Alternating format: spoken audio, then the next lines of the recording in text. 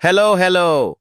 स्वागत है gate alive 9 के धमाकेदार दुनिया में, जहां हर कहानी है मजेदार, थोड़ी जादुई और पूरी दिलचस्प। तो बांधिए अपनी कल्पना की बेल्ट और चलिए उड़ जाते हैं आज की कहानी के साथ।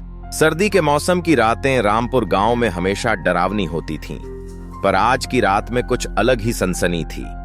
हवा में एक अजीब सी अशांति थी, जिसे गांव के बड़े बुजुर्ग और जानवर भी महसूस कर रहे थे।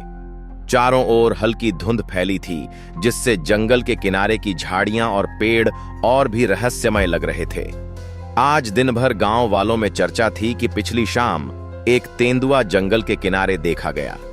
रमेश, जो लकड़ी लेने गया था, उसकी आंखों के सामने झाड़ियों के पीछे से तेंदुए की चमकती आंखें देखी थीं। गांव में डर की लहर दौड़ गई थी। दरवाजे बंद, बच्चे घरों में और सड़कों पर सन्नाटा। गांव के अंतिम छोर पर एक आवारा कुत्ता भूरा घूम रहा था। उसका शरीर मांसल, आंखें तेज और चाल सतर्क थीं। भूरा न तो किसी का पालतू था, न ही किसी झोपड़ी का साथी।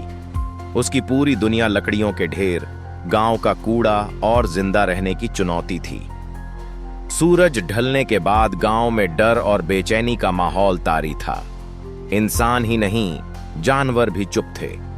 भूरा गांव की सूनी गलियों में घूमता रहा, लेकिन हवा में कुछ बदलाव महसूस करने लगा।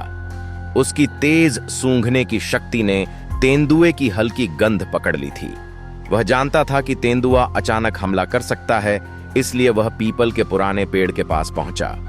वही सूखी नाली, जहां जाड़े में गांव वाले कचरा और हट्टे पत्ते डालते थे। भूरा ने अपने शरीर को गंदी कीचड़ में मसल लिया ताकि उसकी गंध कमजोर हो जाए। उसके तेज कानों ने सुना कि जंगल के उस पार झाड़ियों में भारी चीजें हिल रही थीं। आंखें चौकस थीं, पर डर को पीछे छोड़कर उसने वहीं छुपना सही समझा। तेंदुआ अब धीरे धीरे गांव की ओर बढ़ रहा था। उसकी चाल ऐसी जैसे मौत घात लगाकर आ रही हो। झाड़ियों की सरसराहट, सूखी पत्तियों पर हल्की आवाज और दबी सांस, यही इस शिकारी की निशानी थी। गांव की एक बूढ़ी बकरी, जो खुले बाड़े में बांधी थी, अचानक मिमियाने लगी। इसी आहट में तेंदुआ और करीब आया।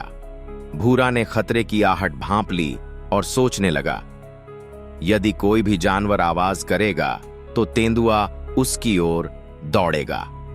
अपने डर को पीछे छोड़ भूरा ने तेज और लगातार भौंकना शुरू किया। उसकी आवाज गांव के हर कोने में गूंज गई। पहले तो कुछ लोग झुंझला गए, फिर समझ गए कि भूरा किसी सच्चे खतरे की चेतावनी दे रहा है। तेंदुआ थोड़ी देर के लिए ठिठका। उसकी पीली आंखें भूरा पर जम गईं। यह उस पल का तनाव था जब शिकारी और संभावित शिकार आमने सामने थे। जैसे ही गांव के और कुत्ते जागे, भूरा का भौंकना तेज हुआ। टॉर्च की रोशनी चमकी, दरवाजे खुले और लोगों ने डंडे और टीन के डिब्बे पीटना शुरू किया।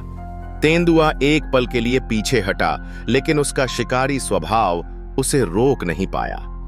अचानक वह कुछ ही दूरी पर जमे भूरा की तरफ बढ़ा। भूरा जानता था कि तेंदुए से लड़ना बचाव नहीं है। उसने तुरंत नाली के गहरे हिस्से में छुपकर अपनी सांसें रोक लीं। तेंदुआ उसके पास आया, मिट्टी को पंजे से खुरचा। उसकी तेज सूंघने की शक्ति ने भूरा की उपस्थिति को भांप लिया। लेकिन उसी समय गांव का सबसे बुजुर्ग इंसान किसी जानवर की तलाश में टॉर्च लेकर बाहर निकला और तेज चीख लगाई, तेंदुआ है, सब संभलो। उजाले और शोर से तेंदुआ विचलित हो गया।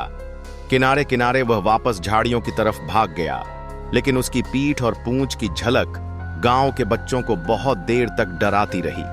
रात भर भूरा उसी कीचड़ में दुबका रहा। उसकी आंखें कभी बच बचकर गांव की गलियों में दौड़ती रहीं। रात के छोर पर खतरे का एहसास हर समय बना रहा। सुबह की हल्की धूप में गांव वाले खेतों और गलियों में इकट्ठे हुए। तेंदुए के पंजों के ताजे निशान दिखे। एक बकरी लापता मिली। भूरा की हालत देखकर सब हैरान रह गए। उसके गले पर हल्की खरोंच, शरीर पर कीचड़, मगर आंखों में हिम्मत थी।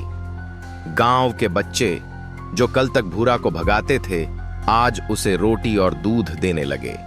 बुजुर्गों ने भी कहा, अगर कल रात भूरा ने आवाज न लगाई होती तो सबको खतरे का पता ही न चलता। अब गांव में भूरा को एक नायक की तरह माना जाने लगा। कोई भी खतरा महसूस होने पर भूरा ही सबसे पहले खतरे का संकेत देता। तेंदुआ आया, सब डर गए, मगर एक आवारा कुत्ते ने दिखा दिया कि जान बचाने के लिए केवल ताकत ही नहीं, समझ, धैर्य और सही वक्त पर हिम्मत दिखाना जरूरी है। आज की वीडियो बस यहीं तक थी, लेकिन ज्ञान, हंसी और जिज्ञासा कभी खत्म नहीं होती।